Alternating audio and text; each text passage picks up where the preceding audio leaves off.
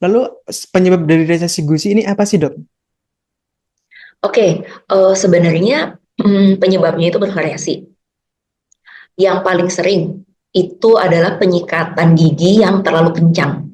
Jadi kadang-kadang itu beberapa pasien berpikir kayaknya kalau sikat gigi nggak kencang Nggak bersih. itu nggak bersih, bener kan ya Mas? Nah, tapi sebenarnya penyikatan gigi yang terlalu kencang itu bisa menyebabkan gusinya itu semacam terkikis gitu. Terus bahkan nih kalau misalkan hal tersebut sudah terjadi secara kronik, tidak hanya gusinya nih yang luka, tapi bahkan permukaan giginya pun mulai tergerus. Jadi tuh makanya tuh pasien-pasien yang menyikat gigi terlalu kencang, biasanya kelihatan tuh di leher giginya itu semuanya ada cekungan-cekungan gitu. Itu penyebab pertama. Terus penyebab kedua, ada penyakit yang namanya periodontitis, jadi peradangan pada gusi. Nah, penyebab utamanya adalah pembersihan rongga mulut yang tidak bersih gitu.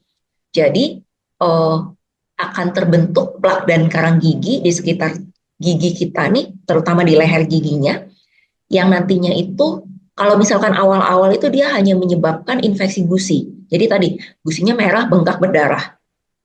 Nah, ketika dia itu udah menumpuk terlalu lama, dia tidak hanya merusak gusi, tapi tulangnya juga rusak. Gitu. Jadi gusinya itu yang tadinya posisinya normal karena tulangnya rusak nih. Tulang ini kan menyuplai darah ya. Posisi gusi itu akan turun. Jadi menyebabkan resesi gusi.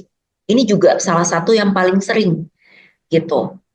Terus penyebab yang lain ada juga dari merokok. Nah, sebenarnya merokok ini tidak menyebabkan langsung sih. Cuma rokok ini menjadi faktor memperberat dari peradangan gusi yang tadi, yang periodontitis tadi. Dan dia juga menyebabkan penyembuhan gusi kita lebih buruk, kemudian peredaran darah di gusi itu juga lebih buruk, ya ujung-ujungnya jadi gusinya jadi kelihatan turun gitu. Terus ya kurang lebih seperti itu sih Mas. Yang lain-lain sih misalkan nih ada nih misalnya pengaruh stres. Ada pasien tuh yang kalau misalkan stres uh, punya kebiasaan seperti tadi menyikat gigi yang terus-terusan. Itu juga ada seperti itu ya, lama-kelamaan gusinya juga rusak. Itu Gitu lebih sih ke Mas. faktor pendukungnya aja gitu ya, Dok ya.